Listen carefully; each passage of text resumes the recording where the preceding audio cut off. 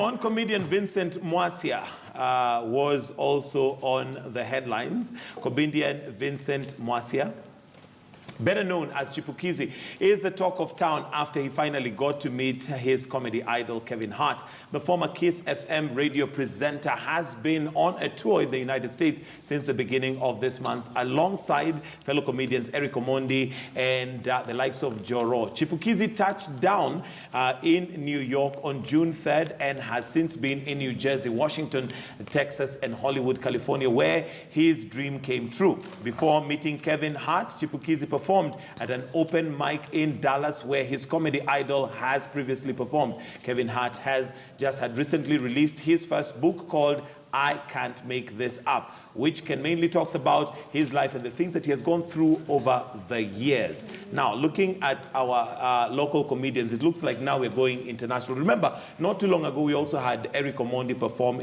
on an international stage, which is a good thing, I guess, for the industry. Yeah. Oh. Very interesting. This is what we have today as our spotlight right there. I don't know if we can capture that. Chipukizi is one guy who is very ambitious.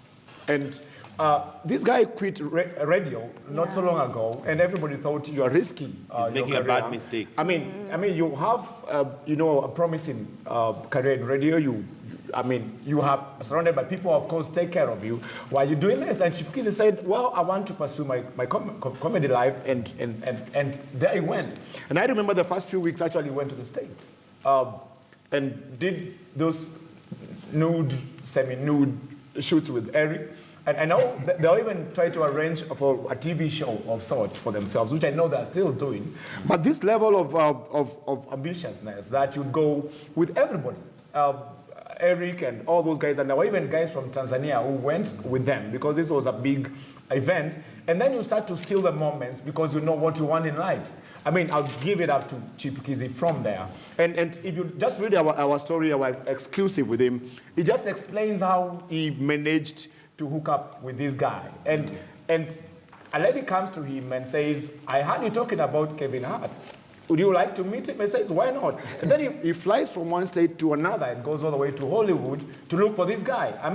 That is just the level of ambitiousness. Exactly. Yeah, but talking about the comedy industry in Kenya, have we gotten to that level where, because if you look at most of the comedy we had previously, it's very localized. If a foreigner came into the country, you'd be thinking, what are you guys talking about? Because it's based on maybe, for instance, politics. Right. But have we gotten to a level where now our comedy is comedy that can be consumed world over? And I don't want to be selfish as the rest jump into this. I just want to wrap up what he said again about the same.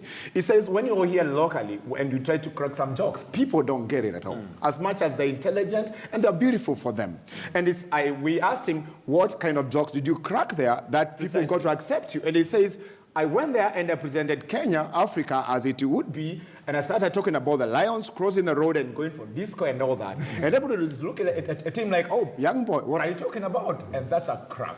Yeah. If we try to get that level of, this is the set. I'm no longer at Carnival where I'm making those dry jokes about Mukambas and Merus and everyone.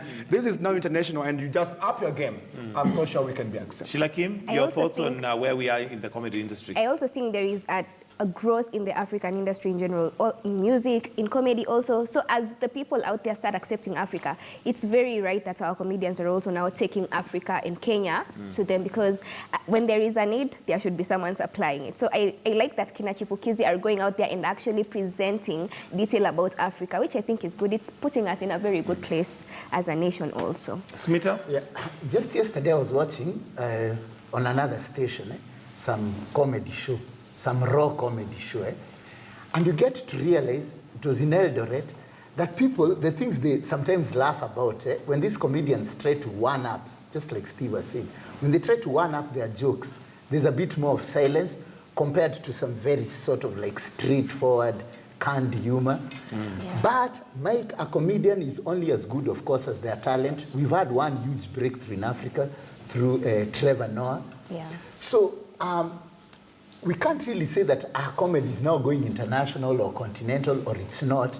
I think comedy is just how funny are you and to what audience, So if you can make a globality, so to speak, if you can make them laugh, then you're But at that I guess place. the challenge is in contextualizing, because most of the comedians we have locally, they are funny, but their context is Kenya. kind of drawn to just where we are. But I want to offload the Home channel, and those of us on KTN Home, it's time for Life and Style. Those of us on KTN News, we continue briefly with hot topics before I get comments from Solo on comedy where we are internationally. So those of you on KTN Home, kwaherini.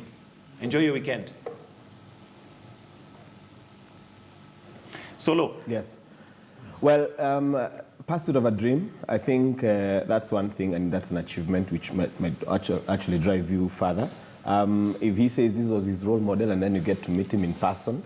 That's literally a dream coming true. That photo was trending in Kenya, and you know, we have a big platform. So I'm sure even Kevin Hart has already seen something about this. And whatever he wrote, coming from his heart, that was,